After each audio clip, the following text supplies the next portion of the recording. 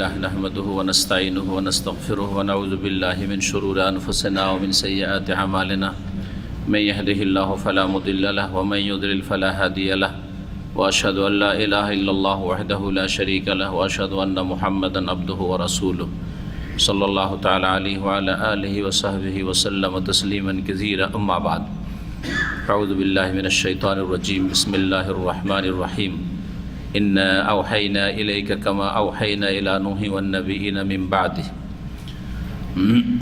وقال الإمام البخاري رحمه الله تعالى بسم الله الرحمن الرحيم كتاب بدء الوحي قال الشيخ الإمام الحافظ أبو عبد الله محمد بن إسماعيل بن إبراهيم بن المغيرة البخاري رحمه الله تعالى آمين باب كيف كان بدء الوحي إلى رسول الله صلى الله عليه وسلم وقول الله جل ذكره إن أوحينا إليك كما أوحينا إلى نوح والنبيين من بعده قال حدثنا الحميدي عبد الله بن الزبير قال حدثنا سفيان عن يحيى بن سعيد الأنصاري قال أخبرني محمد بن إبراهيم التيمي أنه سمع علقمة بن وقاص الليثي يقول سمعت عمر بن الخطاب رضي الله عنه على المنبر قال سمعت رسول الله صلى الله عليه وسلم يقول إنما الأعمال بالنيات وإنما لكل امرئ ما نوى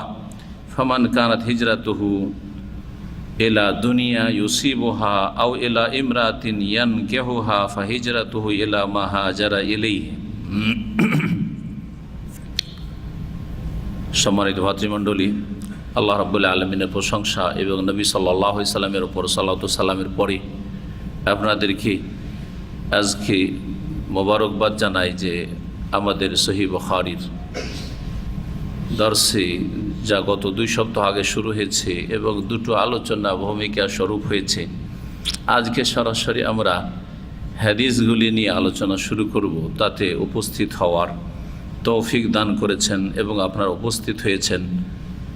প্রথম আল্লাহ রাব্বুল আলামিনের শুকরিয়া আদায় করি এবং দ্বিতীয় নম্বরে আপনাদের শুকরিয়া আদায় করি এবং আপনাদের জন্য দোয়া করি যে আল্লাহ আপনাদেরকে যেন জাযায়ে খায়ের দান করেন, উত্তম প্রতিদান দান করেন এবং আপনাদের নিয়তকে ইখলাসের সাথে আমাদের সাথে থাকার তৌফিক দান করেন এবং ইখলাসের সাথে দিন শিখার এবং দিনের প্রতি আমল করার, রাসূলুল্লাহ সাল্লাল্লাহু আলাইহি সাল্লামের মোবারক হাদিস চর্চা করার, শিখার এবং শিখাবার এবং তার দাওয়াত দেওয়ার তৌফিক দান করেন।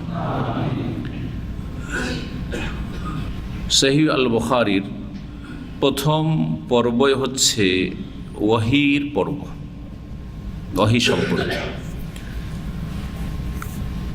সংকলক বলছেন বিসমিল্লাহির রহমানির রহিম কিতাবু বাদইল ওয়াহি। এই পর্ব হচ্ছে ওয়াহির সূচনার। বাদাআ ইয়াবদাউ মানে শুরু হওয়া, আরম্ভ হওয়া, ওয়াহির সূচনার। আর তারপরে ইমাম বুখারী রাহিমাহুল্লাহ আর কথা শুরু হচ্ছে। কিতাব আর বাব, হাদিসের কিতাবগুলিতে কখনো কখনো কিতাব আসবে আর সেই কিতাব, হাদিসের কিতাব একটি কিতাব আর তাতে বিভিন্ন কিতাব মানে পর্ব আসবে। আর ওই কিতাবের আন্ডারে অনেকগুলি আবওয়াব আসবে মানে অধ্যায় আসবে। তো এই জন্য কিতাব মানে আমরা পর্ব করব। কিতাব, এক কিতাবের মধ্যে অনেকগুলি কিতাব, কিতাবুল ওয়াহি, কিতাবুল ঈমান, কিতাবুল ইলম, কিতাবুল তাহারা, কিতাবুল সলাহ, এভাবে যখন আসবে বিশেষ করে সহিহ বুখারীতে আর অনেকগুলি হাদিসের কিতাবাদিতে, কিছু কিছু কিতাবে কিতাব না বলে আবওয়াব বলেছেন তারা, তখন আমরা এই কিতাবের অর্থ করব পর্ব, যাতে অনেকগুলি অধ্যায় রয়েছে।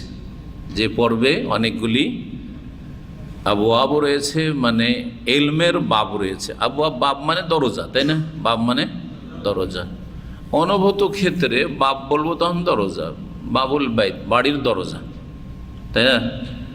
কিন্তু যখন এলমের ক্ষেত্রে বলবো বাবুল এলমে, এলমের দরজা, তো এলমের দরজা মানে হচ্ছে একটি অধ্যায় যেখান দিয়ে প্রবেশ করে আমরা যে বিষয়টির দরজায় আমরা প্রবেশ করছি সে বিষয় সম্পর্কে আমরা কিছু জ্ঞান অর্জন করতে পারব। তো এখানে কিতাব বলতে একটা বড় হেডলাইন ধরেন, হ্যাঁ, যাতে অনেকগুলি অধ্যায় বা আবওয়াব রয়েছে। যদিও ওয়াহির অধ্যায়টি ছোট বা সংক্ষেপেই। ইমাম বুখারী রাহিমাহুল্লাহ সম্পর্কে যিনি এইটা লিখেছেন তার কোনো ছাত্র, তিনি বলছেন কালা শেখ। তাহলে বোঝা গেল যে শেখ কথাটি আলেমদেরকে বলাটা প্রাচীন যুগ থেকে চলে আসছে, সালাফে সালেহের যুগ থেকে চলে আসে। ইমাম আহমদ রাহিমাহুল্লাহর যুগেও আমরা এর প্রমাণ পেয়েছি। এর আগে কোনো একটি আলোচনায় আমি কিতাবে যখন শেখ বলা হয়েছে ইমাম আহমদকে, তখন বিষয়টি উল্লেখ করেছি। এখানে ইমাম বুখারী রাহিমাহুল্লাহ কি বলা হচ্ছে? শেখ বলা হচ্ছে। কিন্তু আমাদের দেশীয় কথা মৌলানা বা মৌলভী সাহেব বা হুজুর বা হজরত, এই যে ভাষাগুলি আছে এগুলি উপমহাদেশের বানানো ভাষায়, যেগুলির কোনো ভিত্তি নেই, যেগুলি পরিত্যাগ করাটাই হচ্ছে বাঞ্ছনীয় বা ভালো। যদিও জায়েজ টেনে টেনে করতে পারে, সে জায়েজ আর না জায়েজের এতে মশলায় যাচ্ছে না, কিন্তু এগুলি ছেড়ে দিয়ে আপনারা শেখ বলার চেষ্টা করবেন কোনো তালেবে ইলমকে বা আলেমকে। ইমাম বড় আলেম, সুতরাং তিনি ইমাম। আল হাফেজ মানে তিনি অনেক হাদিসের হাফেজ ছিলেন বলে হাফেজ। হাফেজ মানে হাফেজে কোরআন নয়। যখন হাদিসের কিতাব আমরা আলোচনা করব তখন হাফেজ মানে হাফেজে কোরআন নয়। হাফেজে কোরআন কথাটি পরবর্তীকালের আবিষ্কৃত কথা। হাফেজে কোরআন কথাটি নবী সাল্লাল্লাহু আলাইহি ওয়াসাল্লাম সাহাবায়ে কেরামদের যুগে ছিল না। তাদেরকে কোররা বলা হইতো। 70 জন সাহাবীকে ধোঁকা দিয়ে যে শহীদ করেছিল কাফেরের কিছু গোত্র, যে আমরা সব মুসলিম হয়ে গেছি, চলেন আমাদেরকে পাঠান কিছু লোক যারা গিয়ে কোরআন শিক্ষা দিবে, দিন শিক্ষা দিবে। 70 জন কোররাকে পাঠিয়েছিলেন। 70 মিনাল কোররা হাদিসে রয়েছে। তো কারির বহু বচন কোররা, যারা বেশি বেশি কোরআন পাঠ করে। হাফেজে কোরআনদেরকে তাহলে সাহাবায়ে কেরামদের আমলে কি বলা হয়তো? কারি বা কোররা বলা হয়তো, বহু বচন। আর হাদিসের ভাষায় আল হাফেজ, মুহাদ্দিসিনদের পরিভাষা ইস্তিলাতে হচ্ছে যাদের লক্ষাধিক হাদিস মুখস্থ রয়েছে। আবু আবদুল্লাহ, শুরুতে যখন তার বংশ পরিচয় আমরা আলোচনা করেছি তখন বলেছি যে ইমাম বুখারীর কুনিয়ত হচ্ছে আবু আবদুল্লাহ, নাম মুহাম্মদ বিন ইসমাইল, পিতার নাম ইসমাইল, বিন ইব্রাহিম, দাদার নাম ইব্রাহিম, বিন আল মুগীরা। আল মুগীরা প্রথম হচ্ছে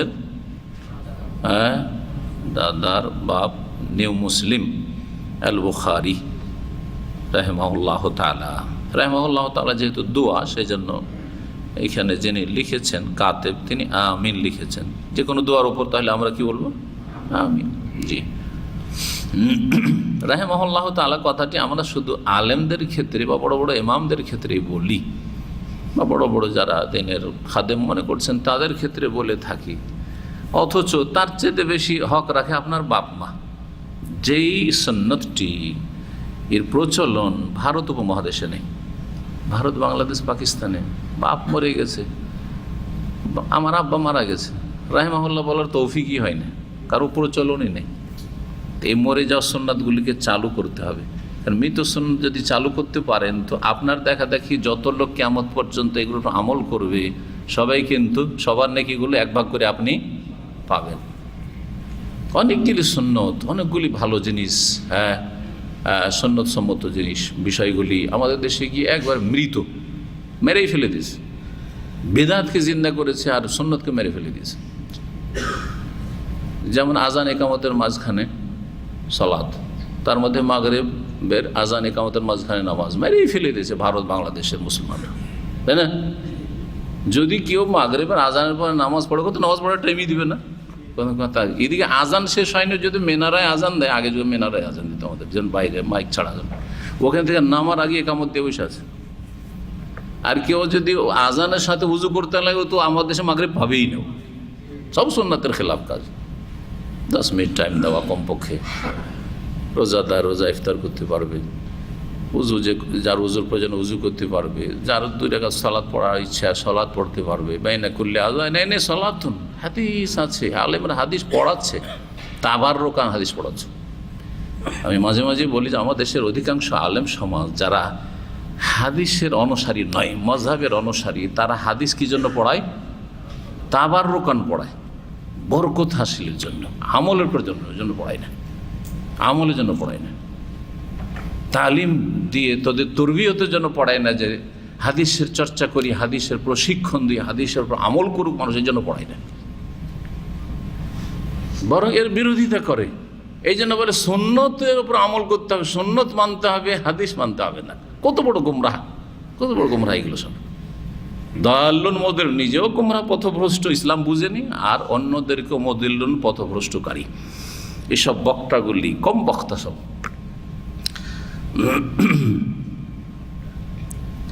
তো আশা করি আজকে শোনার পর আমল করবেন না করবেন না? যাদের মা বাবা মারা গেছে কি বলবেন? রাহিমাহুল্লাহ। আমার আব্বা রাহিমাহুল্লাহ বলবেন, আমার আম্মা রাহিমাহাল্লাহ। যদি জমির চেঞ্জ করতে পারলেন ভালো, না পারলে কোনো অসুবিধা নেই। ব্যক্তি হিসাবে হু বলতে পারেন, হায়ের জায়গায় হু বলা যায় যাচ্ছে, শখস হিসাবে। আরবিতে একটা তাওয়িলের রাস্তা খোলা আছে। আর আপনার মাও তো একজন ব্যক্তি, তো ব্যক্তিকে আরবিতে শখস বলে। তো এই তাওয়িলগুলি আছে আরবি গ্রামারে। সুতরাং যদি আপনার জরুরি নয় যে গিয়ার চেঞ্জ করে রাহিমাহুল্লাহ বলবো না রাহিমাহাল্লাহ বলবো, জরুরি নয়, রাহিমাহুল্লাহ বাস, অসুবিধা নেই। জি, নর হোক আর নারী হোক বলেন না, অসুবিধা নেই। বড় কোনো ভুল করলেন না আপনি, তো বলার চেষ্টা করবেন। শুধু বাপ মায়ের ক্ষেত্রে, বাপ মায়ের তো বড় হক আছে, শ্বশুর আছে, শাশুড়ি আছে, ভাইয়েরা আছে, এমনকি যে কোনো আপনার জুনিয়র আছে। তাই বলে কি আপনার রাহিমাহুল্লাহ দোয়া পর হক রাখে না? রাহিমাহুল্লাহ হক, মুসলিমের হক, যে মুসলিমের জন্য দোয়া করবে, রব্বানা ইগফির লানা ওয়া লিইখওয়ানিনা আল্লাযিনা সাবাকুনা বিল ঈমান। এই সুন্নত কোরআনী শিক্ষার উপর আমল করে আমরা মুসলিমদের জন্য ইচ্ছা করে দোয়া করতে চাই না। আর দোয়া করেন, বাস দোয়া করছেন কার জন্য? যে ফেমাস হয়ে গেছে, কোনো এতে হিরো হয়ে গেছে, তার জন্য দোয়া করছেন আপনি। অথচ দেখা যাচ্ছে আজকালকার অধিকাংশ হিরোগুলি বেদাতি। জানি না ওর জন্য দোয়া করায় জায়েজ হবে কিনা। আর দোয়া করা যদি জায়েজ হয় তো ওই দোয়া আপনার কবুল হবেই কিনা আল্লাহ জানে। আপনি দোয়া করলে হয়তো কবুল হবে না, তার শিরকি আকীদা আছে, কুফরি আকীদা আছে। সে বলছে যে আমাদের মুসলিমদের আর খ্রিস্টানদের আকীদায় কোনো পার্থক্য নেই, আর তাকে শহীদ বলে একেবারে দিলেন আপনি ঘোষণা করে। আপনার যেন হাতে আল্লাহ এই ক্ষমতা দিয়ে দিয়েছে, আপনি যাকে ইচ্ছা শহীদ বলুন, আপনাদের জন্য ছেড়ে দিয়েছি, যাকে শহীদ বলবেন সেই শহীদ। আল্লাহ কথা বলেছে নাকি? না, আল্লাহ যাকে শহীদ বলবেন তিনি শহীদ। তো তুমি জানলেই কি করে যে আল্লাহ শহীদ তাকে বলে গ্রহণ করেছেন? যদি আকীদায় সমস্যা থাকে তারপরও শহীদ, দোয়া করা যাবে কিনা এই মাসলা ভালো আলেমদের কাছ থেকে জানা উচিত। সেখানে শহীদ, এসব ধৃষ্টতা কোথায় পেলেন? এসব আল্লাহ যেন বোঝার তৌফিক দান করেন। এবং আপনার নিজের লোকেরা, আর সবচেয়ে বড় নিজের লোক আপনার বাপ মা, আপনার স্ত্রী, ছেলে মেয়ে, কারো স্ত্রী মারা গেছে, কারো ছেলেরা সাবালকে মারা গেছে, মেয়ে মারা গেছে, তারা বেশি হক রাখেছে, তাদের জন্য রাহিমাহুল্লাহ বলবেন আপনি। কখনো বলবেন না আপনার ছেলেটা মারা গেছে, রাহিমাহুল্লাহ বলা তৌফিক হয় না।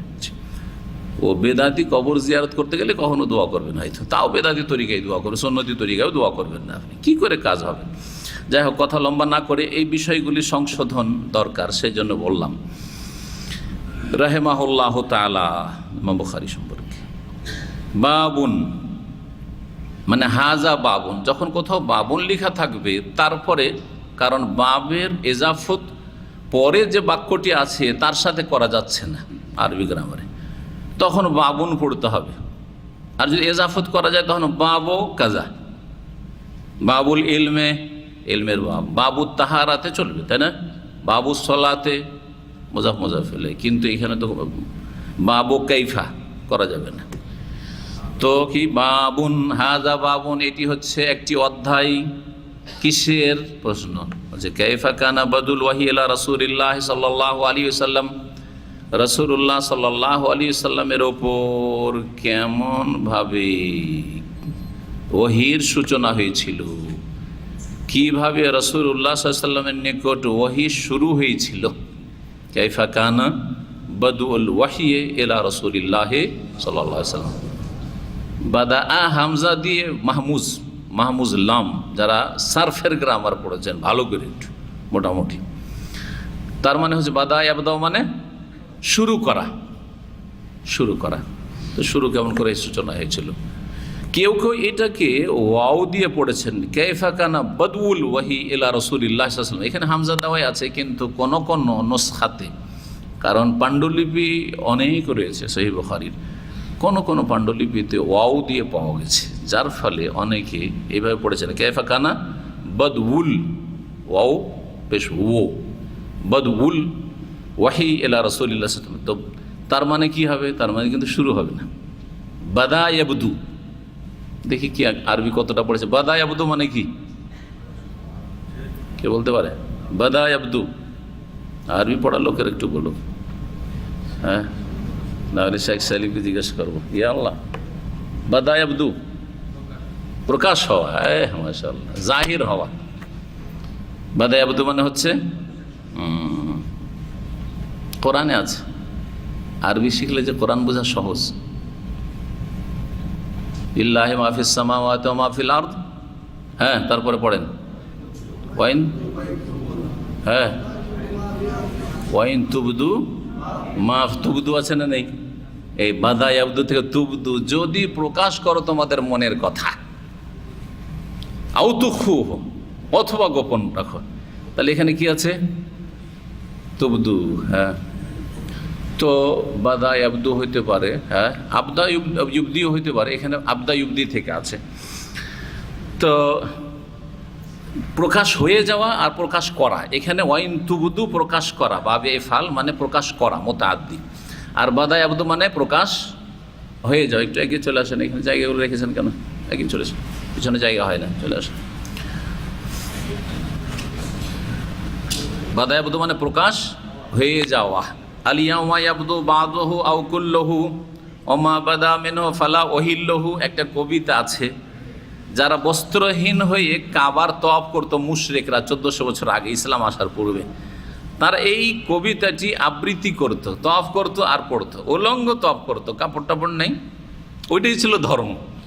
যেমন ন্যাংটা সাধুর ধর্ম আর ন্যাংটা পীরের ধর্ম, এটা কোত্থেকে নেওয়া হয়েছে? মক্কার মুশরিক ন্যাংটা তওয়াফকারীদের কাছ থেকে নেওয়া হয়েছে। নর নারী উলঙ্গ হয়ে তওয়াফ করত।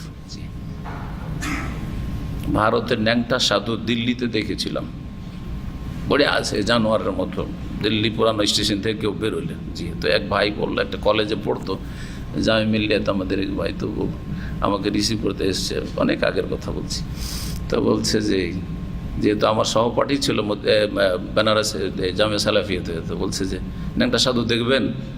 তো বলছে অত দূর কষ্ট করে দেখবো না, রাস্তাঘাটে পড়ে যায়, চোখে সালার কথা বলছি। এই কাছে আছে, যে বাম দিকে যে পার্কে, এখানে এদিকে নজর দেন যে পার্কে পড়ে আছে, বুঝা আছে। আর সব তো আবার রুক নিচ্ছে। আর পাকিস্তানে ন্যাংটা পীর, এটা দেখেছি, মানে গিয়ে দেখিনি, অনলাইনে দেখেছি। আর যারা পাকিস্তানি, ওদের কাছ থেকে এখানে সৌদি আরবে তারা নিজের চোখে দেখেছে, শুনেছি। বাংলাদেশে ন্যাংটা পীর আছে নাকি? আছে অনেক, সুবহানাল্লাহ। তাহলে তার দূরে যেতে হবে না, তাহলে পয়সা খরচ করতে হবে না, আজমির যাওয়ার দরকার নেই, ভারত যাওয়ার দরকার নেই। সুবহানাল্লাহ, আউযু বিল্লাহ। চিন্তা করেন এই ধর্মগুলি কোত্থেকে এসছে। তারপরে আপনারা পীরতন্ত্রের ধর্মে বিশ্বাসী, পীর মুরিদি ছাড়বেন না আপনারা? ছাড়েন, তওবা করেন, আল্লাহর মুরিদ হয়ে যান, মানে আল্লাহকে চান। মুরিদ মানে চাইনেওয়ালা, যে চাই। জি হ্যাঁ, আল্লাহকে চাই আমরা। ইন কুনতুন্না তুরিদিন আল্লাহ ওয়া রাসূল, আল্লাহকে চাই, রাসূলকে চাই, আখিরাত চাই আমরা। জি, আমরা আল্লাহর মুরিদ। সোজা কথা মানুষকে শেখান। জি, আমরা রাসূলুল্লাহ সাল্লাল্লাহু আলাইহি ওয়াসাল্লামকে চাই, মানে তার তরিকা চাই, আর আল্লাহ সন্তুষ্টি চাই, আল্লাহর ইবাদত চাই, রাসূলুল্লাহ সাল্লাল্লাহু আলাইহি ওয়াসাল্লামের তরিকা চাই, আদর্শ চাই, আর আখিরাতের সুখ শান্তি চাই। এ হচ্ছে আল্লাহকে চাওয়া, রাসূলকে চাওয়া, আর আখিরাত চাওয়া। মানুষকে চাই না আমরা। জি হ্যাঁ, সুতরাং আমরা মানুষের মুরিদ বানে না, আল্লাহর মুরিদ বানে, রসুলের মুরিদ বানে, আখেরাত মুরিদ বানে। তরিদুল্লাহ ওয়া রাসূলাহু ওয়া দারাল আখিরাহ। আল্লাহকে চাও, রসুলকে চাও, আখেরাতকে চাও, এইভাবে চাওয়ার তরিকাটা বলে দিলাম, কিন্তু বুঝলেন না? জি।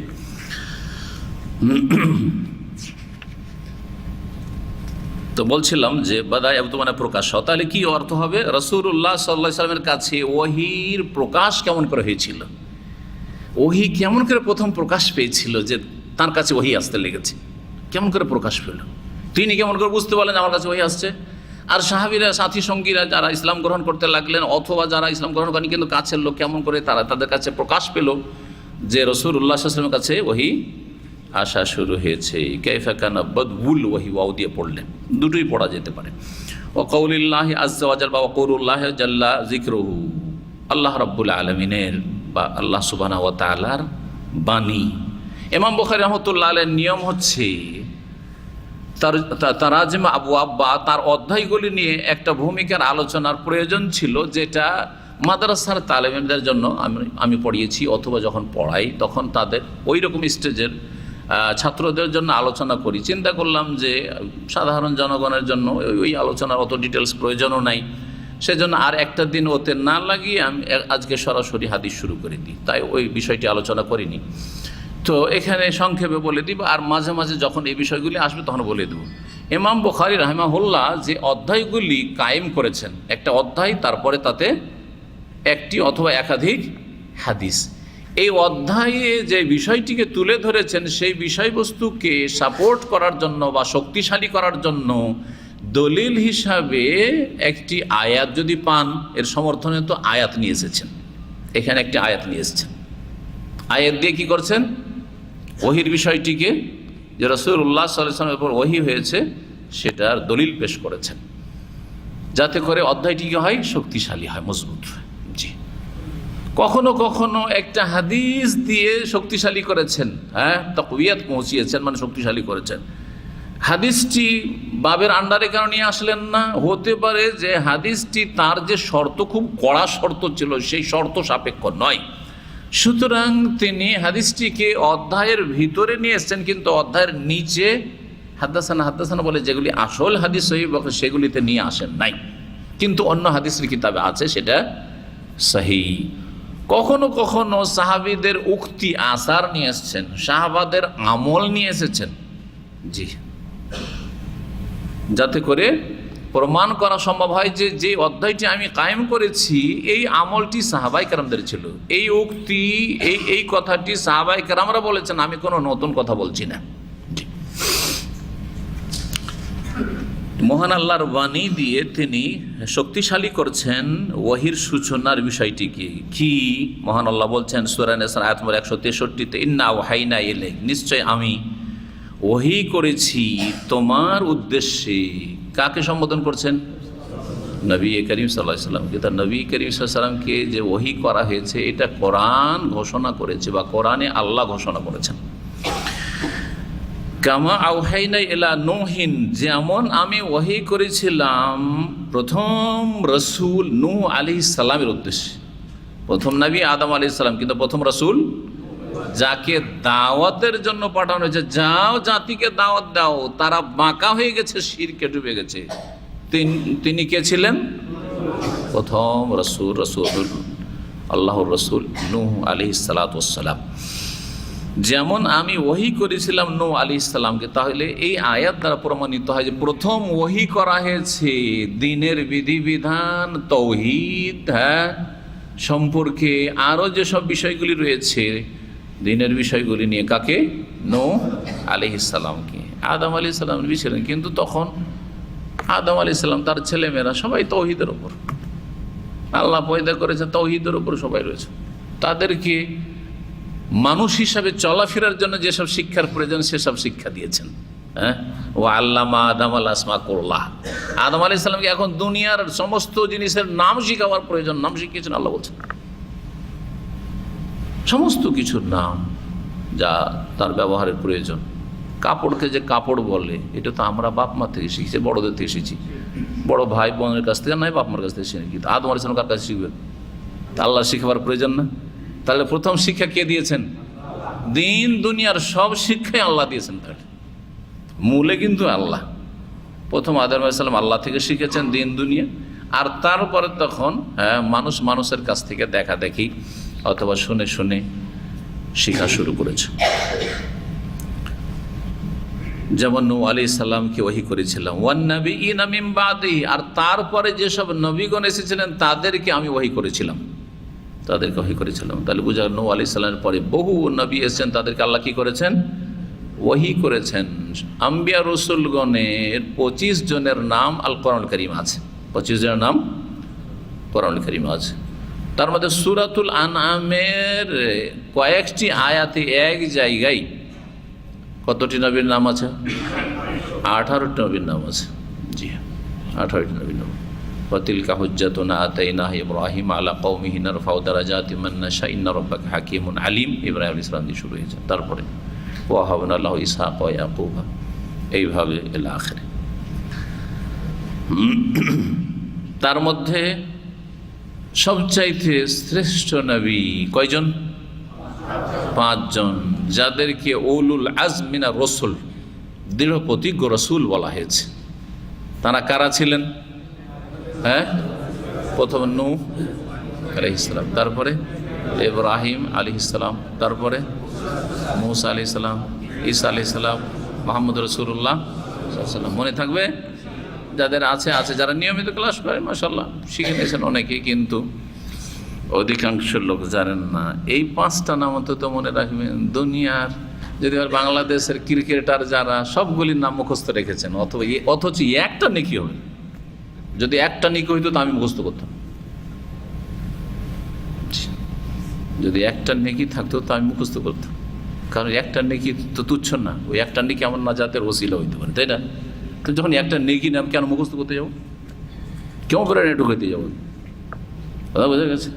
কোন ইসলামের খেদমতটা হয়েছে এইসব খেলা দিয়ে? তো দুনিয়াকে মাতিয়ে রাখা হয়েছে, দুনিয়াকে মাতিয়ে রাখা হয়েছে। তোমরা তোমাদের কাজে ব্যস্ত থাকো, আমরা আমাদের কাজে ব্যস্ত, ব্যাস। এ হচ্ছে খেলাধুলার খোলাসা।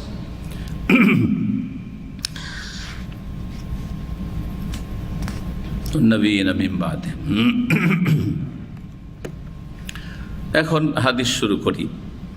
প্রথম হাদিসটার আমরা সনদ পড়ব, আর তারপরে বাকি হাদিসগুলির আমরা সনদটা পড়ব না। হাদিসের 2টো অংশ রয়েছে, এর আগে বলেছিলাম। একটা হচ্ছে সনদ আর একটা হচ্ছে মতন।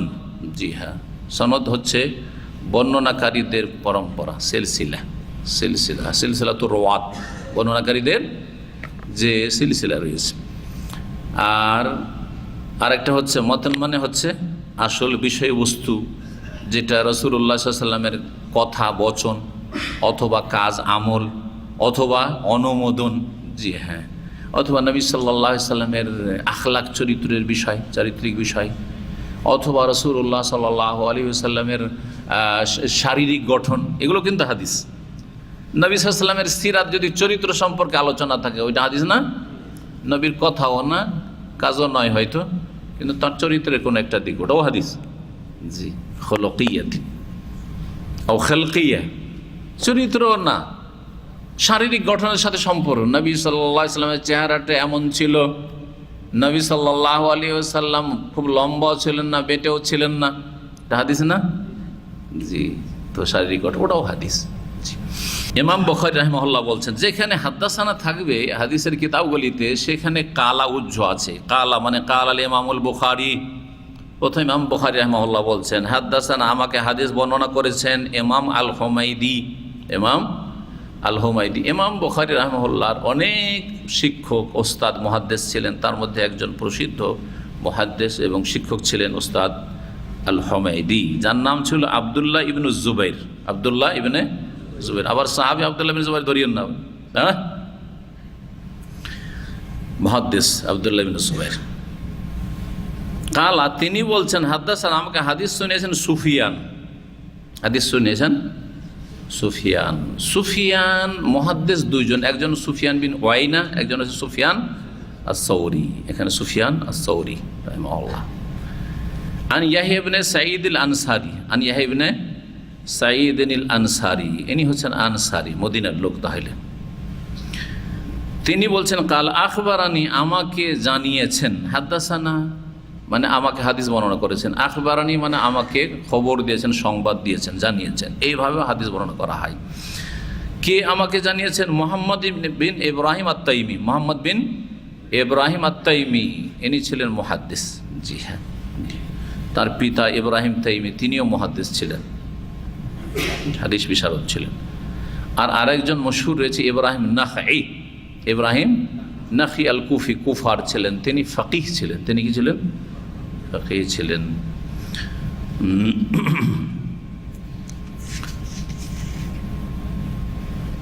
আন্নাহু সামিআ আলকামা বিন ওয়াক্কাস আল-লাইসি, তিনি শুনেছেন আলকামা বিন ওয়াক্কাস লাইসি থেকে।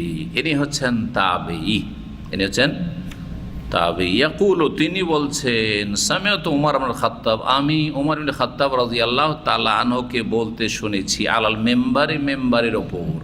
কালা, তিনি বলেন। তাহলে আমি শুনেছি বলে হাদিস বর্ণনা করাও এটা একটা পদ্ধতি। আমি শুনেছি বা আমরা শুনেছি। সবচেয়ে শক্তিশালী যদি কেউ বলে আমি শুনেছি, আমি শুনেছি, সরাসরি শোনার কথা তিনি বলছেন। যদি তিনি মিথ্যুক না হন তাহলে এটা সবচেয়ে শক্তিশালী, তাই না? আমি সরাসরি শুনেছি। আখবারানি, তিনি জানিয়েছেন, সেটা শুনেও হইতে পারে সামনাসামনি, আবার লিখিত হয়ে জানানো হইতে পারে, কারো মাধ্যম দিয়ে জানানো হইতে পারে, তাই না? সুতরাং সেটা একটু সামেত চাইতে একটু দূরের হয়ে গেল। যদিও মাঝখানে কোনো যদি গ্যাপ না থাকে তাহলে ঠিক আছে, হাদিস সহিহ। হাদ্দাসান, আমাকে হাদিস বর্ণনা করেছেন। হাদিস বর্ণনা করাটা অনেক সময় না শুনে হইতে পারে, শুনতে পাই না, কিন্তু মজলিস আছে, জায়গা হয় না এখানে, তাই না? জায়গা হয় না, কিন্তু এই দরজার পিছনে বসে আছে, যা একটু শুনতে পাচ্ছি, যখন চলে এসছে বসেই যাই। তখন তো আরও জায়গার অভাব ছিল, এখনই যদি এরকম জায়গার অভাব, তখন জায়গার অভাব ছিল না। তার অনেক ছাত্র আছে, ও আওয়াজ পৌঁছে না, মাইক ছিল না তখন, আওয়াজ পৌঁছে না, শোনেনি, কিন্তু মজলিসে আছে। একজন অপরজন থেকে তো শত শত ছাত্র, কয়েকশো ছাত্র বা হাজার ছাত্র যখন লেখাপড়া করতো ইমাম বুখারীর কাছে, ইমাম মুসলিমের কাছে, তখন তারা কি করতেন, কিভাবে জানেন? তরিকাটা কি ছিল? যারা যদ্দূর পর্যন্ত আওয়াজ পৌঁছেছে, আর আওয়াজ যখন পৌঁছে না, যার পর্যন্ত আওয়াজ পৌঁছেছে ওকে তার পিছনের লোকটা জিজ্ঞেস করছে যে কী বললেন, ওর কাছ থেকে শুনে নিল। অথবা ও লিখছে, নোট করছে, তখন নোট করতো সবাই, নোট করছে, ও নোট করছে, ওর কাছ থেকে ও দেখে নোট করছে। যেখানে কিছু শুনতে পায় না, দার্সে হাজির আছে, ও সাথীর সঙ্গীর দেখে নোট করছে, ও নোট করছে, ওর নোট দেখে ওর নোট করছে, এইভাবে চলছে। আরেকটা হচ্ছে হাদিসটা শোনালে যতদূর পর্যন্ত আওয়াজ পৌঁছিল মোকাব্বিরের মতো, আর তারপরে ওইখানে একজন মাঝখানে দাঁড়িয়ে আছে পিছনের লোকের জন্য, আপনাদের কাছে আওয়াজ পৌঁছে না, ওস্তাদ বলছেন হাদ্দাসানা আল হুমায়দি, ওই চলে গেল, আর আওয়াজটা পিছনে চলে গেল। সুবহানাল্লাহ। তাহলে কত সময় লাগতো একটা হাদিস শিখাইতে আর শিখতে, চিন্তা করেন তো দেখি।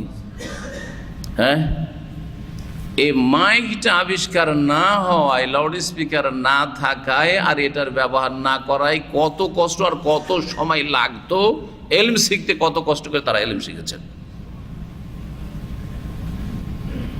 মাইকটা দিন না দুনিয়া? দুনিয়া, কিন্তু দুনিয়া দিনের জন্য সহযোগী। যেমন অসৎ লোকের জন্য গান বাজনা করার ক্ষেত্রে সহযোগী, তেমনি সৎ লোকের জন্য দিন শিখার এবং প্রচারের ক্ষেত্রে সহযোগী। বুঝতে পারছেন না? তারপরে কোনো জাহেল যদি বলে যে আমাদের ইজতেমাতে মাইক ব্যবহার করা বেদাত, তো কত বড় জাহেল বলেন। হ্যাঁ, জি হ্যাঁ, মাইক ব্যবহার করা বেদাত। কেউ কারো নামাজ শুনতে পায় কার না পায়, ওইদিকে দ্বিতীয় রাকাতে চলে গেছে, এইদিকে এবার উঠে দেখছে কি করছে না করছে, আল্লাহ ভালো জানে কি করে। আজব তামাশাই জাহেলদের। ইন্নাকুম কওমুন তাজহালুন, সত্যি হ্যাঁ, এই শ্রেণীর লোকদের সম্পর্কে মুসা আলাইহিস সালাম বলছে তোমরা বড়ই মূর্খ জাতি। মাইক বেদাত হয়ে গেল, কিন্তু 40 দিনে 41 নয় 39 নয়, চিল্লাই বেরোতে হবে সুন্নাত। হ্যাঁ সুন্নাত, জি। 40 দিন নেফাসের অবস্থায় থাকে না মহিলারা, তো হয়ে গেল সুন্নাত। 40টা যেখানে যেখানে আছে খুঁজে বের করেছে। মহিলা যদি নাপাক থাকে প্রসূতির বা বাচ্চা ভূমিষ্ঠ হওয়ার পরে, তাহলে কতদিন পর্যন্ত চলবে? 40 দিন। তারপরে রক্ত আসলে ওইটা রোগ, নামাজ পড়া। এই যে 40 চলে আসলো, সুতরাং আমরা চিল্লা যাবই তো, আসলে 40। মুসা আলাইহিস সালাম তাওরাত নিতে গেছিলেন প্রথম 30 দিনের জন্য, আর তারপরে 10 দিন। ওয়াতমামনাহা বিআশর ফাতাম্মা মিকাতু রাব্বি 40। দেখো কোরআনে 40 আছে, তো আমরাও চিল্লা 40-এর করেছি। আউযুবিল্লাহ, কোথাকার কথা কোথায় লাগিয়ে দিচ্ছে। আর এদিকে সহযোগী জিনিস, মাইক যদি ব্যবহার করা বেদাত হয়ে যায় আপনাদের ইজতেমাতে, তো আপনাদের হজে আসাটা তো একটা ফরজ কাজ রে বাবা। তো হজে আসার ক্ষেত্রে প্লেন ব্যবহার করা কত বড় বেদাত, বাস ব্যবহার করা কত বড় বেদাত, ট্রেন ব্যবহার করা কত বড় বেদাত। কথা ঠিক না? আজীব কথাবার্তা, আজব কথাবার্তা।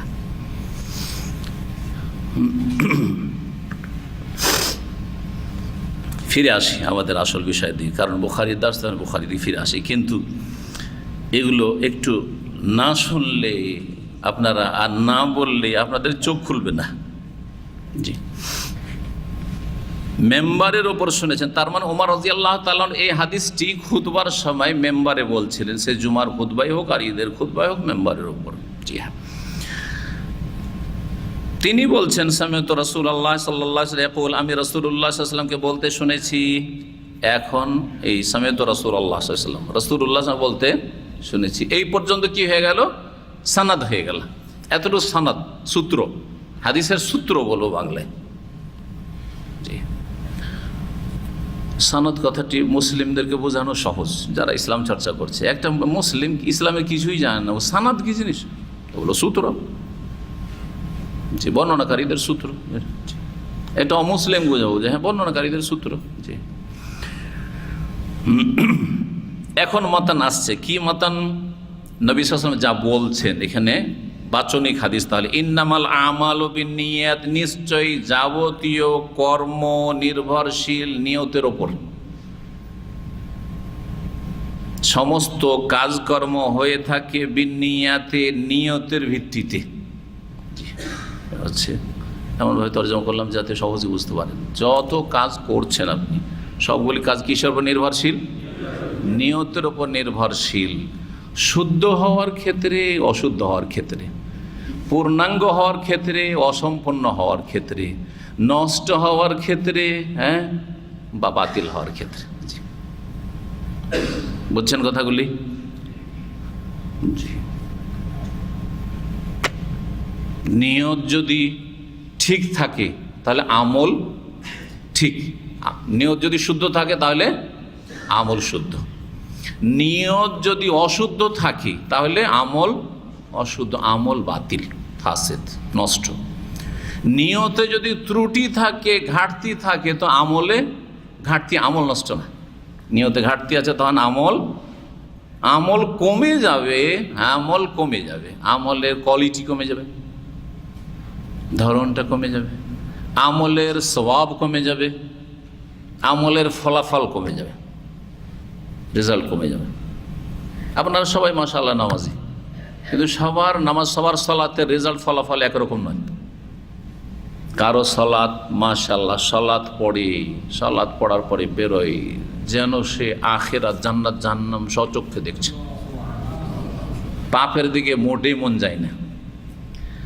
আর কেউ সালাত শেষ করছে, কখন নামাজটা শেষ হবে, বাইরে যাব আর পাপ করব, ব্যবসা হলে হারাম ব্যবসা করা, এখনই নামাজ পড়লো, দোয়া করলো, আর গিয়ে মিথ্যা কথা বলছে, দোকানে বসে ধোঁকাবাজি করছে, ওয়ার্কশপে মিথ্যা কথা বলছে, গাড়ির কিছুই ঠিক করেনি, একটা তার জড়িয়ে দিয়েছে, বলছে 500 রিয়াল, নামাজ পড়ে সাথে সাথে।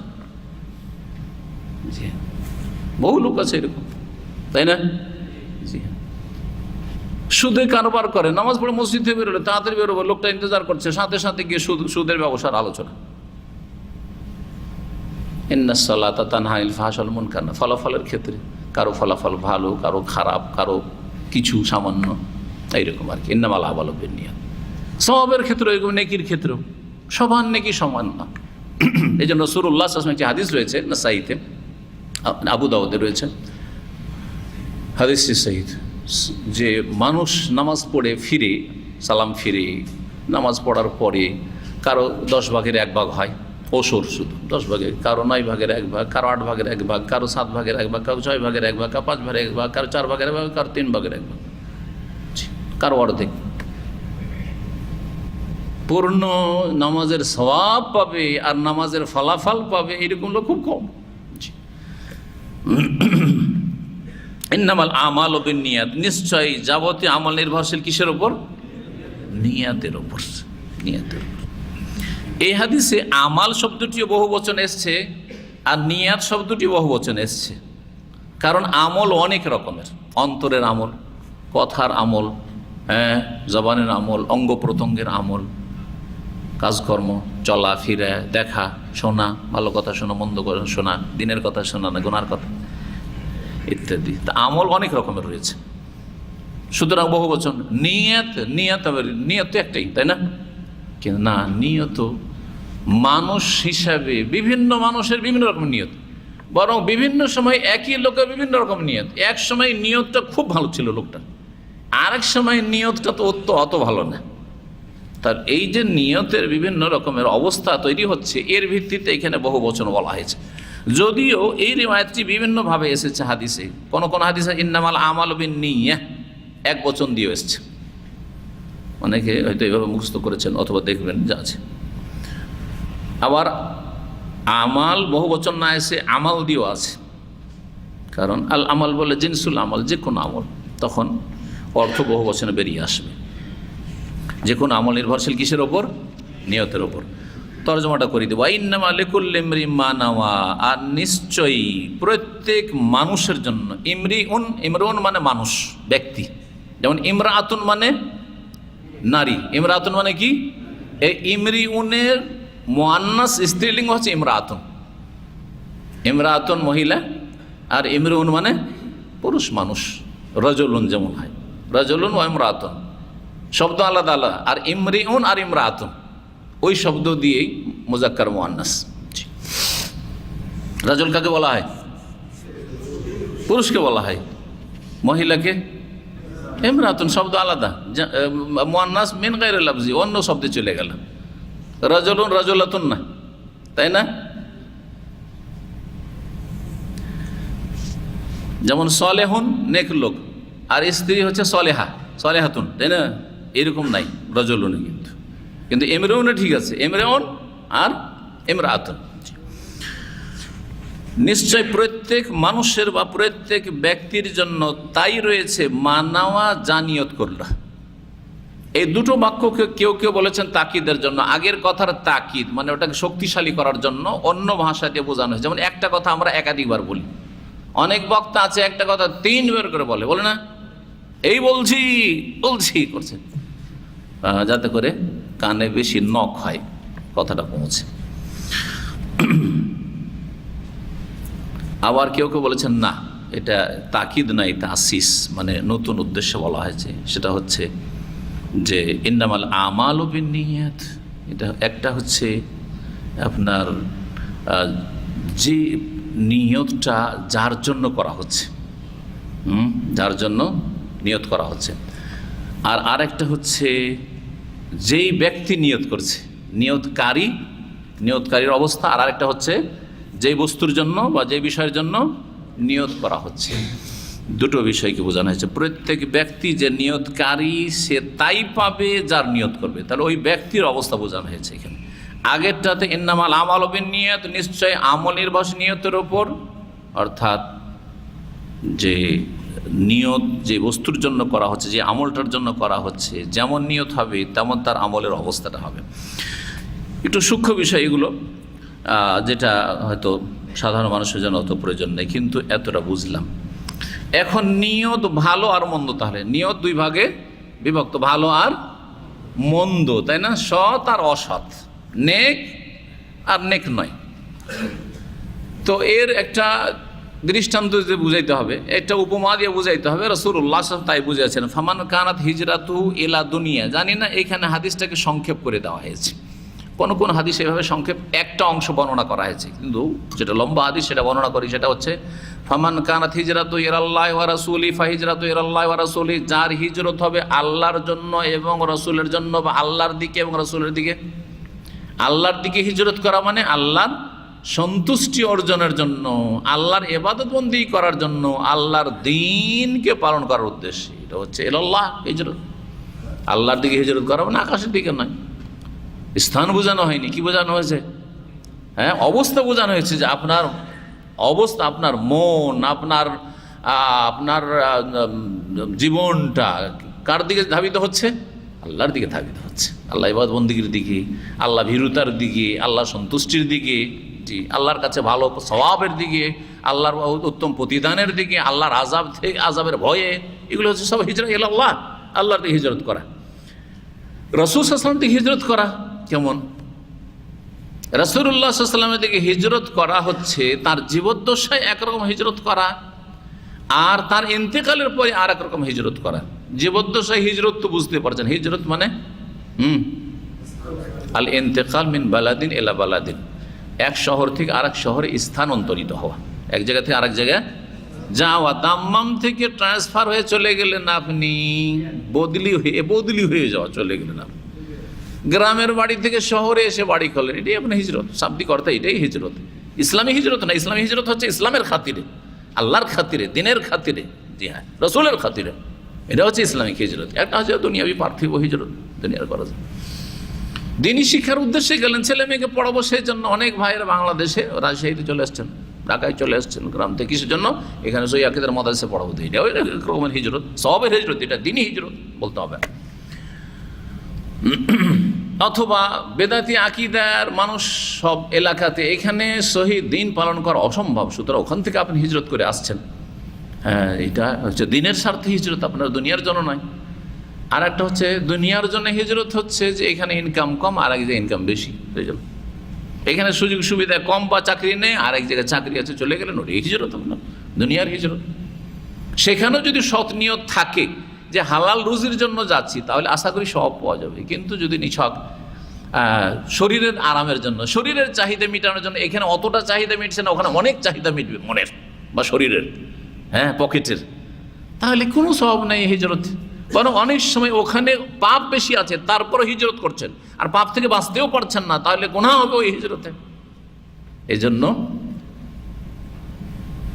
কুফরির এলাকাতে, কুফরির দেশে হিজরত করা, মুসলিম পরিবেশ থেকে যাওয়া এমনি জায়েজ নয়। সাধারণ অবস্থায় মোটেই জায়েজ নয়। সামান্য কিছু শর্তের সাথে, কিছু শর্তের সাথে, সামান্য ক্ষেত্রে, বেশ কিছু শর্তের সাথে সামান্য ক্ষেত্রে যাওয়া যেতে পারে, যেগুলির আলোচনা বিস্তারিত আলহামদুলিল্লাহ আমার আছে, যারা শুনতে চাইবেন অনলাইনে পেয়ে যাবেন। তো আল্লাহ এবং রাসূলের হিজরত করা, রাসূলুল্লাহ সাল্লাল্লাহু আলাইহি ওয়াসাল্লাম থেকে জীবদ্দশায় হিজরত ছিল। কোন হিজরত? হ্যাঁ, আপনারা সাথে আছেন না বলেন। নবী সাল্লাল্লাহু আলাইহি ওয়াসাল্লামের জামানাতে হিজরত ছিল না? ছিল না। কোথা থেকে হিজরত ছিল? মক্কা থেকে মদিনার হিজরত ছিল। তার আগে আর একটি হিজরত, ইসলামী হিজরত ছিল। নবী সাল্লাল্লাহু আলাইহি ওয়াসাল্লাম যেতে পারেননি বা যাননি, আল্লাহর হুকুম হয়নি, কিন্তু সাহাবীদেরকে বলেন যে তোমরা চলে যাও হিজরত করে। ওইটা মক্কা থেকে আবেসিনিয়া, হাবাসা, নাজাসির দেশে হিজরত করে যাওয়া, যাও ওখানে ইসলাম পালন করতে হবে ভালো করে, ওখানে গেলে অন্তত জুলুম অত্যাচার হবে না। এখানে খুব অত্যাচার হচ্ছে, অত্যাচার থেকে বাঁচার জন্য হিজরত, এটাও ভালো। কোনো জায়গায় অত্যাচার হচ্ছে, এলাকায় সংখ্যালঘু মুসলিম, সুতরাং সংখ্যাগরিষ্ঠ মুসলিম এলাকায় হিজরত করে চলে যান, যে পরিস্থিতিগুলি তৈরি হচ্ছে এতে, এটা দিনের জন্য হিজরত, এটা ভালো হিজরত।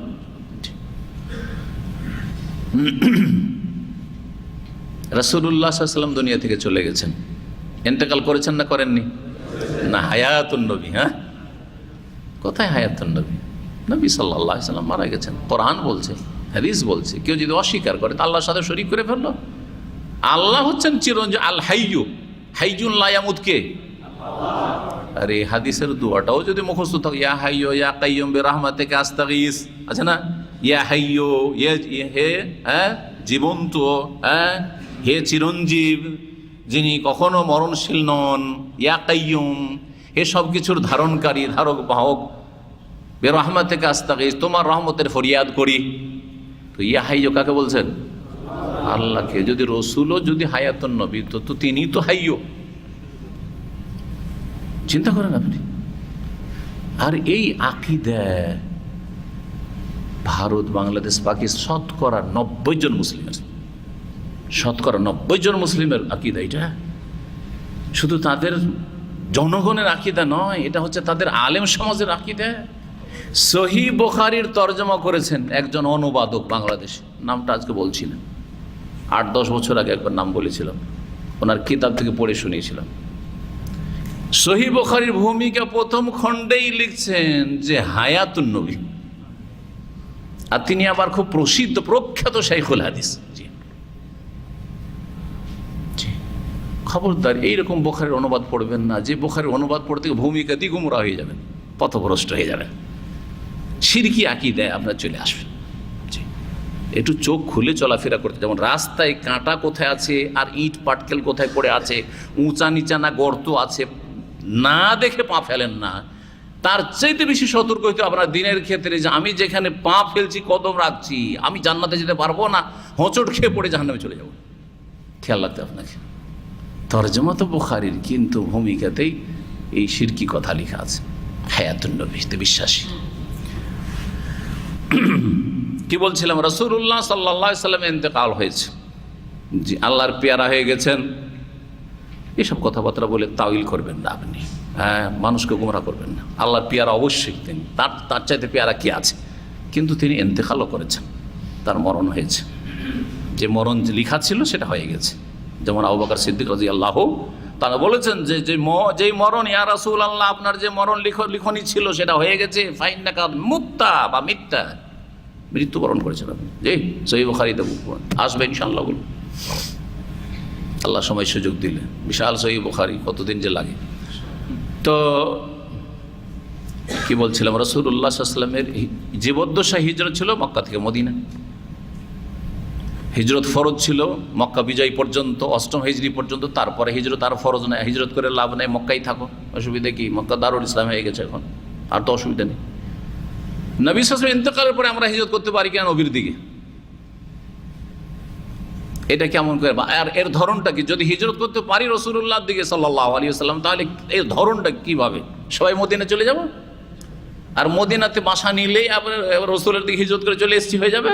না, মদিনা হিজরত করে জান্নাত যেতে পারবেন না যদি মদিনায় গিয়ে আকীদা আমল ঠিক না থাকে।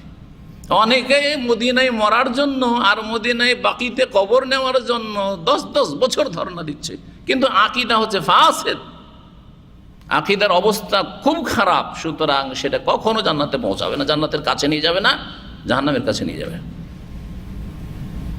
আকীদা আমল, আকীদার পরিশুদ্ধি, আর সুন্দর ইবাদত বন্দেগী, আর সুন্দর আখলাক চরিত্র, সুন্দর মামলাত লেনদেন, এইটাই মানুষকে জান্নাতে নিয়ে যাবে যেখানে থাকেন না কেন।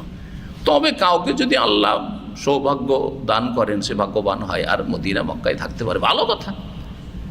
কিন্তু সবাই হিজরত করবেন এই আশা নিয়ে যে রসুলের দিকে হিজরত করে এসছে মদিনায়, হিজরত নাকি? না না না, এই হিজরত নাই। তবে আর একটা হিজরত বাকি আছে কিয়ামত পর্যন্ত, সেটা হচ্ছে রাসূলুল্লাহ সাল্লাল্লাহু আলাইহি সাল্লামের আদর্শ এবং সুন্নতের দিকে। আল হিজরাতু ইলা সুন্নাতিহি ওয়া তরিকাতিহি, নবীর তরিকা, নবীর সুন্নতের দিকে হিজরত করা কিয়ামত পর্যন্ত বাকি আছে। আর এটা একবার মরণ পর্যন্ত করতে থাকবো। যদি কোনো একটা সুন্নত নবীর না জানতে পারি, আজকে যদি কেউ জানিয়ে দেয় যে এটি সুন্নত, ওইদিকে হিজরত করলে, হিজরত মানে কি? চলে যাওয়া, ওইদিকে চলে গেলাম। জি, বুধবারের দিন জোহর থেকে নিয়ে আসর পর্যন্ত দোয়া কবুল হয়, হাদিস আল্লামা আলবানী সহিহ বলেছেন। মাত্র কয়েক মাস আগে হাদিসটা সহিহ জানতে পারলাম, তা আগে আমিও জানতাম না। তারপর থেকে একটু খেয়াল থাকে যে বুধবারের দিন জোহর থেকে আসরে দোয়া নবী সাল্লাল্লাহু আলাইহি ওয়াসাল্লামের খন্দকের সময় কবুল হয়েছে, এটা দোয়া কবুল হওয়ার সময়। আল্লাহু আকবার। এটা হচ্ছে কি? আমার নবীর দিকে হিজরত করা। এতদিন জানতাম না, জেনেছি। যদি মাঝে মধ্যে পারি, আমার দোয়ার প্রয়োজন, এই সময়টাকে আমি কাজে লাগাবার চেষ্টা করব, এটাই হিজরত। একটা উদাহরণ দেওয়ার জন্য বোঝালাম আপনাদেরকে। বহু সুন্নত আপনারা জানেন না, বহু সুন্নত জানেন, বহু বেদাতে রয়েছেন। বেদাত থেকে বেদাতকে 3 তালাক দিয়ে চলে আসলেন কার দিকে? নবীর দিকে আসা উদ্দেশ্য, এটাই হিজরত। জি, শিরক ছেড়ে বেদাত ছেড়ে চলে আসলেন, অন্ধ অনুসরণ, অন্ধ ভক্তি থেকে চলে আসলেন, দলিলের দিকে চলে আসলেন। এগুলি হচ্ছে হিজরত। এটা হচ্ছে সবচেয়ে বড় হিজরত। আজকে যেখানে থাকেন না কেন কোরআন সুন্নাহর দিকে দৌড় দিয়ে চলে আসছেন। ইন্নামা কানা কাওলাল মুমিন ইযা দুআ ইলাল্লাহি ওয়া রাসূলিহি আন ইয়াকুলু ইয়াহকুমু বাইনাহুম আন ইয়াকুলু সামি'না ওয়া আতা'না ওয়া উলাইকা হুমুল মুফলিহুন। যখন আল্লাহ এবং রাসূলের দিকে আসতে বলা হবে দুআ ইলাল্লাহি ওয়া রাসূলিহি, তখন মুমিনের চরিত্র হচ্ছে, আচরণ হচ্ছে, কি বলবে? আন ইয়াকুলু সামি'না। নবীর কাছে ফয়সালা নেওয়ার জন্য আসবে, ইয়াহকুমু বাইনাহুম, কি বলবে? সামি'না ইয়া রাসূলুল্লাহ, শুনলাম, হে আল্লাহ তোমার নবীর কথা শুনলাম, ওয়া আতা'না, মেনে নিলাম, এই হিজরত করলাম। এটাও যে হিজরত। এই হিজরত কিয়ামত পর্যন্ত বাকি থাকবে এবং আপনাকে পদে পদে এই হিজরত করতে থাকতে হবে। মনটা পাপের দিকে চলে গেছে, খারাপ ছবি কিছু আজকে ফিতনার, ইন্টারনেট ফিতনার দিকে দেখে নিয়েছেন, সাথে সাথে ওখান থেকে ডিলিট করে দিলেন, সেটাকে হাইড করে দিলেন, যাতে ব্লক করে না আসতে পারে। আর তারপরে আপনি ফিরে চলে আসলেন, ভালো কিছু দেখা শুরু করলে। এটা হচ্ছে হিজরা। এর আল্লাহ ওয়া রাসূলিহি, আল্লাহ এবং রাসূলের দিকে হিজরত করা। জি হ্যাঁ, এগুলো বাস্তবে হাতে নাতে এগুলোকে আপনাকে আমলে নিয়ে আসতে হবে। জি, হিজরত আছে, অনেক হিজরত আছে, প্রতি মুহূর্তে হিজরত আছে। এতদিন আড্ডা দিয়েছিলেন যেখানে সেখানে বসে, জুমার পরে আর কাজ নেই, খাওয়া দাওয়া। আজকে কেউ আপনার কাছে খেতে আসছে, আগামী সপ্তাহে কারো কাছে আপনি সেখানে খেতে যাবেন, ধুমধাম করবেন, একটু খাবেন দাবেন। এই করে আপনার লাইফটা 5 বছর 10 বছর কেটে গেছে। জানতে পারেন ইসলামিক সেন্টারে দিনের শিক্ষা হয়, সেখান থেকে হিজরত করে আপনি দিন শিক্ষার জন্য চলে আসলেন। এ হচ্ছে হিজরা ইলাল্লাহি ওয়া রাসূলিহি। এগুলো হচ্ছে হিজরত। এরকম বহু হিজরত আপনার জীবনে হইতে পারে। সততার দিকে ফিরে আসা, তাকওয়ার দিকে ফিরে আসা, মসজিদের দিকে ফিরে আসা। জি, আল্লাহ যেন তৌফিক দান করেন। এবং এর জন্য অন্তর খোলা থাকতে হবে, অন্তর খোলা থাকতে হবে। অন্তর যেন সবসময় খোলা থাকে, যে আল্লাহ এবং রাসূলের দিকে আসার ক্ষেত্রে যদি কেউ ডাক দেয়, তা আমি নিজেকে ছোট মনে করব না। জি, আমাদের দেশে অনেক আলেমরা আছে 60-70 বছর বয়সে জানতে পারছে সম্মিলিত মোনাজাত বেদাত, ছাড়তে রাজি না। বেদাত থেকে হিজরত করবে না, ছাড়বে না, ছাড়বে না। বহু ঘটনা ঘটেছে এরকম। এইদিকে সভাতে সে কিছুই বলতে পারলো না দলিলের সামনে, যে সম্মিলিত মোনাজাতের দলিল আছে কোন হাদিসে, কিছু বলতে পারলো না। আর এলাকাতে চিঠি লিখছে, চিঠি ধরা পড়েছে যে এলাকার ইমামদের কাছ থেকে দোয়া বাধ্যতামূলক করে নাও, যেহেতু শাইখুল হাদিস তাকে সবাই মানে, তার দিকে তাকিয়ে আছে। ও যদি ফিরে চলে, মানহানির নাম মনে করে ফিরে চলে আসতো, এলাকার সমস্ত লোকেরা ফিরে চলে আসতো এই সুন্নতের দিকে, বেদাত ছেড়ে। কিন্তু একটা চিঠি এলাকার হাজার হাজার মানুষকে গুমরাহ করে দিল, বা লক্ষ লক্ষ মানুষকে গুমরাহ করে দিল। যা আমাদের এত বড় শাইখুল হাদিস আল্লামা সাহেব বলেছেন যেন দোয়া করিয়ে নিতে হবে। সুতরাং ইমামদের ভাত উঠা শুরু হলো, যারা সুন্নতি নামাজ পড়ে, সালাম ফেরার পর দোয়া করবে না, তোমার চাকরি নেই, যাও। কত অপরাধ করলো। জি না, হিজরত করতে হবে। একজন আলেমের কথা, বাংলাদেশে বড় একজন আলেম শোনাচ্ছিলেন, 70-75 বছর বয়স হয়ে গেছে। তারপরে সৌদি আরবের এই চর্চাটা বাংলাদেশে গিয়েছে, আল্লাহ সর্বত্র বিরাজমান না, আল্লাহ নিরাকার না, আল্লাহ নিরাকারও না, আর আল্লাহ সর্বত্র বিরাজমান না। আল্লাহ তার আরশ আজিমে 7 আকাশের উপর সৃষ্টির ঊর্ধ্বে, এবং আল্লাহ রাব্বুল আলামিনের যা কিছু আছে কোরআনে যেভাবে বর্ণনা করা আছে হাদিসে, তা আমরা মানি বিনা বিকৃতিতে আর বিনা অপব্যাখ্যায়। এটা জানার পরে উনি বলছেন ওই আলেম সম্পর্কে, শাইখুল হাদিস বা আল্লামা সম্পর্কে, যে উনি ঘরোয়া আলোচনায় বলছেন যে সেই তো জি, সেই তো এতদিন বলে আসলাম যে আল্লাহ নিরাকার, এখন কী করে বলবো যে আল্লাহর হাত আছে, কি করেই বলবো যে আল্লাহর পা আছে, কি করেই বলবো যে আল্লাহর চেহারা আছে, কি করেই বলবো যে আল্লাহর চোখ আছে। না, হিজরত করতে রাজি না। আউযুবিল্লাহ, এমনটা যেন না হয়। ভুল বুঝতে পেরেছি, অসুবিধা নেই, আমি ছোট হয়ে যাব, না না, আপনার কাছে ছোট হওয়া ভালো। কিয়ামতে হাসরের মাঠে অসংখ্য মানুষের সামনে ছোট হওয়ার চাইতে, লাঞ্ছিত হওয়ার চাইতে অনেক ভালো দুনিয়াতে এই সামান্য ছোট হওয়া, কোনো ছোট হওয়া নাই, কোনো ছোট হওয়া নাই, কিছু না, বরং মান সম্মান বেড়ে যাবে। আল্লাহর জন্য যে নিজেকে ছোট মনে করবে, রাফা হল, আল্লাহ ওকে ওপরে উঠিয়ে দিবে, এই বিশ্বাস রাখতে হবে। সম্মানিত ভাতৃমণ্ডলী, যেই ব্যক্তি আল্লাহ এবং রাসূলের দিকে হিজরত করবে, ফাহিজরাতুহু ইলাল্লাহি ওয়া রাসূলিহি, তার হিজরতের ফলাফলটা আল্লাহ এবং রাসূলের দিকেই হবে। যেমন উদ্দেশ্য হচ্ছে ফামান কানাত হিজরাতুহু ইলাল্লাহি ওয়া রাসূলিহি কাসদান ওয়া নিয়াতান, ওর নিয়তটা ছিল আল্লাহ এবং রাসূলের হিজরত করা। সুতরাং ফাহিজরাতুহু ইলাল্লাহি ওয়া রাসূলিহি আজরান ওয়া সাওয়াবান, তখন নেকির ক্ষেত্রে, প্রতিদানের ক্ষেত্রেও তার হিজরতটা আল্লাহ এবং রাসূলের দিকেই বলে গণ্য হবে। এটা হচ্ছে ভালো হিজরত, নেক হিজরত, নেক নিয়তের হিজরত। উদাহরণ হলো তার নিয়ত দুই রকম হয়, ভালো নিয়ত, খারাপ নিয়ত। ওমান কান হিজরাত হলে দুনিয়া, কারো হিজরত যদি দুনিয়ার উদ্দেশ্যে হয়, কিসের জন্য? ইউসিবহা, দুনিয়া অর্জন করা। আও ইমরাতিন, কোন নারীর উদ্দেশ্যে হয়, নারীর প্রেমে পড়েছে, যেত না কোনোদিন বাংলাদেশ ছেড়ে, কিন্তু একটা মেয়ের প্রেমে ভেসে গেছে, কোনো একটা দেশের, ধরে না যে কোনো দেশ, অস্ট্রেলিয়ার, ও যাবেই এখন ওখানে। জি, এরকম ঘটনা ঘটছে না? ঘটছে না? আমার ইসলামিক সেন্টারে এক পাকিস্তানি এরকম এসছে। তার আগে ওর ক্যাম্পে আমার বক্তব্য ছিল, দেখা হয়েছে, বাংলা বক্তব্য করার পরে ও এসে আমার সাথে দেখা করে বলছে যে আমি অস্ট্রেলিয়ায় বিয়ে করব। অস্ট্রেলিয়া বিয়ে করব কেন? কোনো স্ত্রী নেই? বলছে স্ত্রী আছে। এটা ভালো না, তো অস্ট্রেলিয়াতে বিয়ে করবো, কিন্তু খ্রিস্টান, মুসলিম হইতে রাজি আছে। মানে এতদিন খ্রিস্টান থাকলো, সে কত কি করেছে, সেটা ভালো হয়ে গেল তোমার কাছে, আর যেটা মুসলিম পরিবারে, মুসলিম সমাজে মানুষ হয়েছে, সেটা ভালো হইলো না। এতটা কথা বললাম, তাতে ওই পরে কিছুদিন পরে দেখা হয়েছে ইসলামিক সেন্টারে। কি খবর? তো আমাদের ওই যে উর্দু সেকশন ভাই আছে, বলছে যে অস্ট্রেলিয়া গিয়ে বিয়ে করে এসছো। জি, কেউ যদি নারীর জন্য হিজরত করে, অথবা দুনিয়ার জন্য, পয়সার জন্য হিজরত করে, নেতৃত্বের জন্য হিজরত করে, এক কথা দুনিয়ার গরজে স্বার্থে হিজরত করে, তাহলে ফাহিজরাতুহু ইলা মা হাজারা ইলাইহি, তার হিজরতটা হবে ওই উদ্দেশ্যেই, যে উদ্দেশ্যে সে হিজরত করেছে।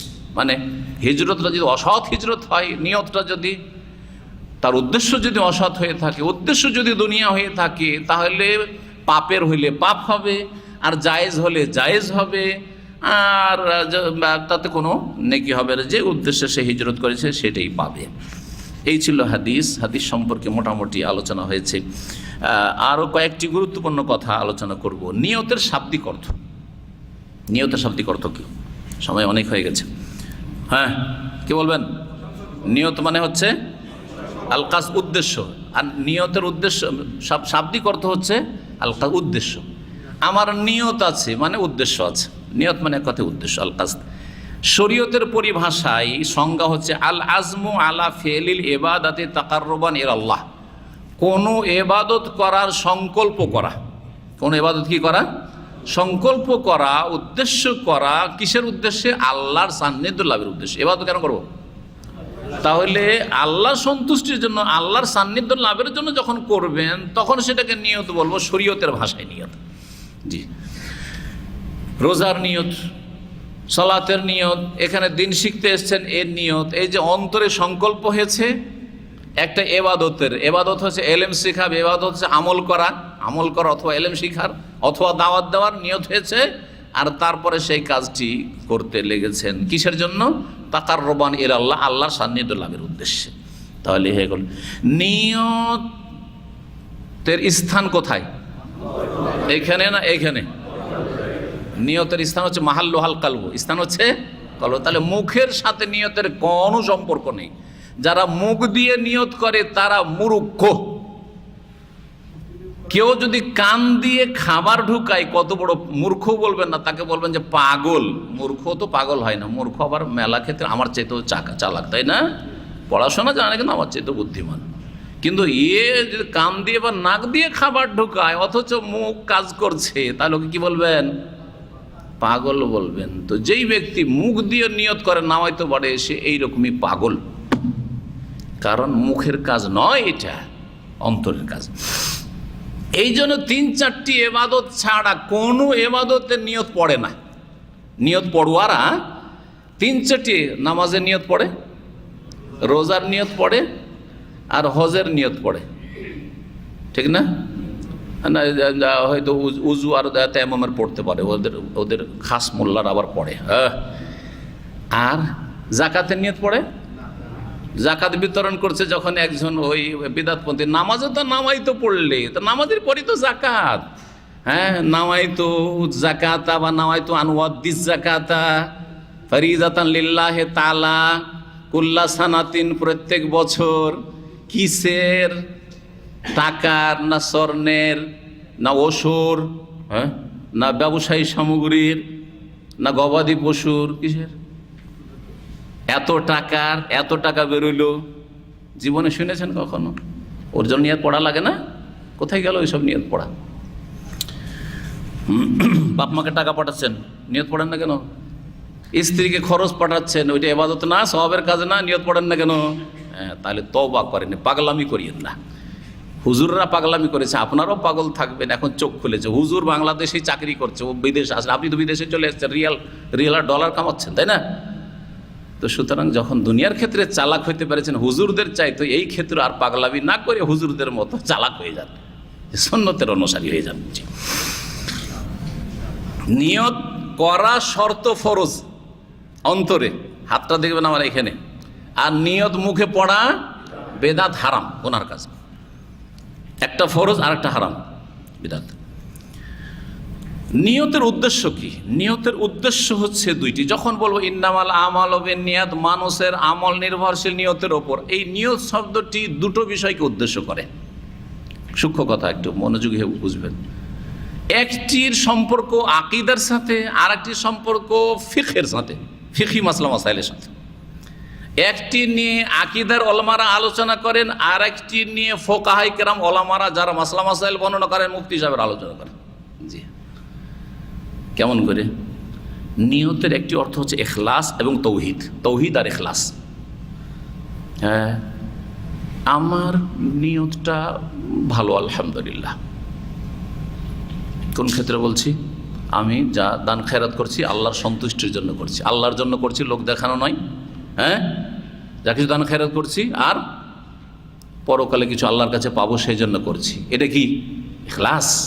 ইখলাস। তাহলে এখানে নিয়ত বলতে ইখলাস বোঝানো হচ্ছে। ইখলাস আর তৌহিদ এটি হচ্ছে আকীদার চ্যাপ্টার। আকীদা নিয়ে আলোচনা করেন আকীদার উলামায়ে কেরামগণ। আর আকীদার শিক্ষা আরব দেশ থেকে নিতে হবে, অথবা আরব দেশের পড়া আলেমদের কাছ থেকে নিতে হবে। ভালো করে বুঝে নেন, দেশে আকীদার শিক্ষা আমরাও পাইনি, আপনারা কি পাবেন? তো এই হচ্ছে একটা আকীদার বিষয়।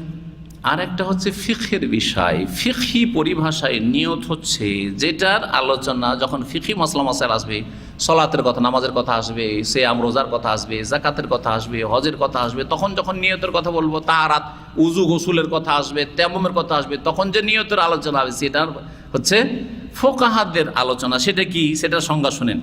তামঈজুল আদাত মিনাল ইবাদাত, মানুষের পার্থিব কাজকর্মগুলিকে এবাদত থেকে ভিন্ন করা, পার্থিব কাজগুলিকে এবাদত থেকে ভিন্ন করা।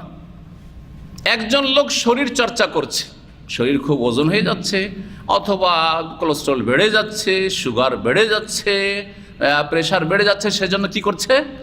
সে এক্সারসাইজ করছে, রুকু সিজদা এইসবের মাধ্যমে। ধরেন এটা কি? তার আদাত, অভ্যাস, অভ্যাস। আরেকটা লোক কি করছে? ফরজ অথবা সুন্নত সালাত আদায় করছে, যা তাকবীর দিয়ে শুরু, তাকবীর তাহরিমা দিয়ে, আর তাসলিম সালাম দিয়ে সমাপ্তি। এটার নাম কি? ইবাদত। তাহলে তামঈজুল আদাত আনিল ইবাদত, আদাতকে ইবাদত থেকে ভিন্ন করা। এটা হচ্ছে আদাত, আমার অভ্যাস, শরীর চর্চা করা, হ্যাঁ, এক্সারসাইজ, আর এটা হচ্ছে আমার ইবাদত। এটা হচ্ছে ফিকহের আলোচনার বিষয়। আর আরেকটি হচ্ছে তামিজুল ইবাদাত বাযহা আম বায, তামিজুল ইবাদাত বাযহা আম বায, এক ইবাদত থেকে আর এক ইবাদত থেকে পৃথক করা বা ভিন্ন করা, এটাও নিয়ত, এটাও ফিকহের আলোচনার বিষয়বস্তু। কেমন করে? আমি এখন আসরের সালাত আদায়ের জন্য মসজিদে গেলাম, আপনারা গেলেন, যাওয়ার পরে আপনি নামাজ পড়ছেন, সুন্নত পড়ছেন তাহিয়াতুল মসজিদ নাকি ফরজ? জি, নিয়ত করতে হবে না? হবে না?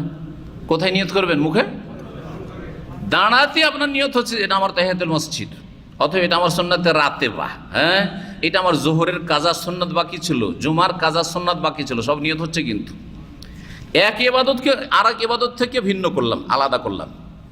যখন ফরজ নামাজ পড়ছেন তখন আপনি ফরজের নিয়ত হচ্ছে এই ফরজকে আমি চিহ্নিত করলাম, এটা আমার ফরজ, এটা আমার সুন্নাত নয়। তামিজুল ইবাদাতে বাযহা আম বায, এ হচ্ছে নিয়ত। এই হাদিসটি অত্যন্ত গুরুত্বপূর্ণ হাদিস। দুটি হাদিসের ওপর ইসলাম নির্ভরশীল। ইসলামের অধিকাংশ বিষয়গুলি দুটি হাদিসের চারিদিকে ঘোরাফেরা করছে, দুটি হাদিসের। জি হ্যাঁ, একটি হচ্ছে ইন্নামাল আমালু বিন্নিয়াত, যেটাতে তৌহিদ আর ইখলাস প্রতিষ্ঠিত হবে। তৌহিদ ইখলাস ছাড়া আমল কবুল হয় না। ইসলাম তো আমলের নাম না, ইসলাম হচ্ছে আমল, আকীদা আমলের না। আকীদাটাও অন্তরের আমল, ধর্মীয় বিশ্বাস। তো ইন্নামাল আমালু বিন্নিয়াত, এতে আকীদ, ইখলাস এবং তৌহিদের শিক্ষা দেওয়া হয়েছে, যেটা আমল কবুল হওয়ার প্রথম শর্ত। দ্বিতীয় হাদিসের উপর যে ইসলাম নির্ভরশীল, মান আমিলা আমালা লাইসা আলাইহি আমরুনা ফাহুয়া রাদ্দুন, কেউ যদি এমন কোনো আমল করলো যা নবী সাল্লাল্লাহু আলাইহি ওয়াসাল্লামের আদর্শ নয়, সেটা প্রত্যাখ্যাত, ছুঁড়ে ফেলে দেওয়া হবে। এইটাতে মোতাবাত, নবীর অনুসরণ শেখানো হয়েছে, নবীকে ফলো করা, নবীর ইত্তেবা করা শেখানো হয়েছে। দ্বিতীয় শর্ত হচ্ছে ইবাদত কবুলের কি রাসূলুল্লাহ সাল্লাল্লাহু আলাইহি ওয়াসাল্লামের তরিকায় হইতে হবে, এক আল্লাহর জন্য হইতে হবে, ইন্নামাল আমালু বিন্নিয়াত থেকে শিখলাম। আর এক রাসূল সাল্লাল্লাহু আলাইহি ওয়াসাল্লামের তরিকায় হইতে হবে, সেটা মান আমিলা আমালান লাইসা আলাইহি আমরুনা ফাহুয়া রাদ্দুনের হাদিস থেকে শিখলাম। এই দুটি হাদিস উপর তাহলে সমস্ত দিন ইসলামের বিধিবিধান নির্ভরশীল নয়? জি হ্যাঁ, অত্যন্ত গুরুত্বপূর্ণ কথা। তো এখানেই আলোচনা শেষ করছি। যদি আরও কিছু গুরুত্বপূর্ণ কথা ছিল, সময় অনেক হয়ে গেছে, তবে একটি কথা আর বলে নিই, যেটা খুব জরুরি জিনিস, আকীদার বিষয়।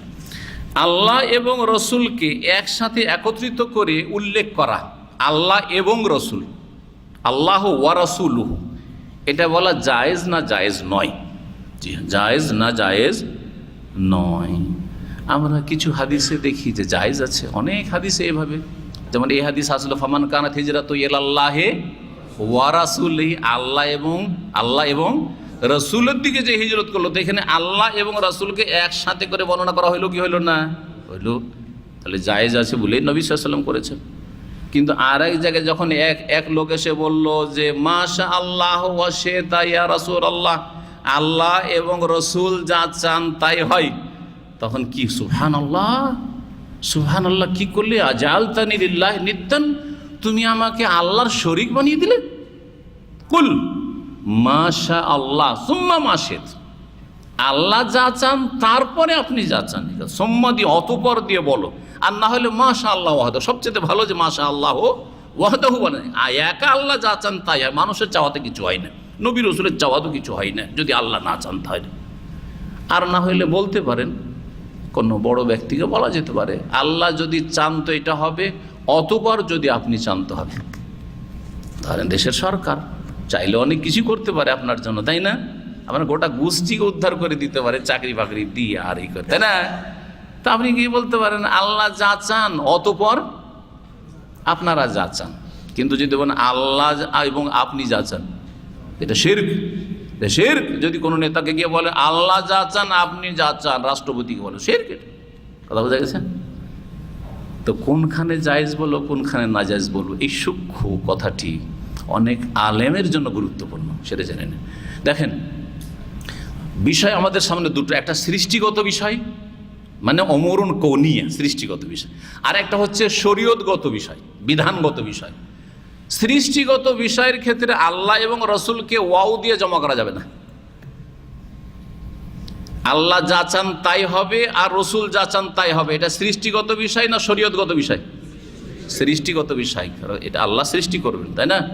আল্লাহ যা ঘটাবেন তাই ঘটবে, হ্যাঁ, এবং রসুল বলা যাবে না। কথা বোঝা গেছে না? কিন্তু শরীয়তের বিধানের ক্ষেত্রে আল্লাহ যা দিয়েছেন এবং রসুল যা দিয়েছেন তা মানবো, বলা যাবে না। কারণ শরীয়তের বিধান যেমন আল্লাহর কথা মানতে হবে, তেমন রাসূলুল্লাহ সাল্লাল্লাহু আলাইহি ওয়াসাল্লামের কথাও মানতে হবে। কথা বোঝা গেছে? এই জন্য কোরআনে কারিমে রয়েছে ওমান ইউতিইল্লাহ ওয়া রাসূলাহু, যে আল্লাহকে মানলো এবং রসুলকে, তখন এবং দিয়ে আছে, কিন্তু সৃষ্টিগত বিষয় না, শরীয়তগত বিষয় রয়েছে। তাহলে শরীয়তগত বিষয়ে আল্লাহ এবং রসুল বলা যাবে, আর সৃষ্টিগত বিষয়ে আল্লাহ এবং রসুল বলা যাবে না। আল্লাহ যেন বুঝার তৌফিক দান করেন। ওয়া সাল্লাল্লাহু আলা মুহাম্মদ ওয়া আলা আলিহি ওয়া সাহবিহি আজমাইন।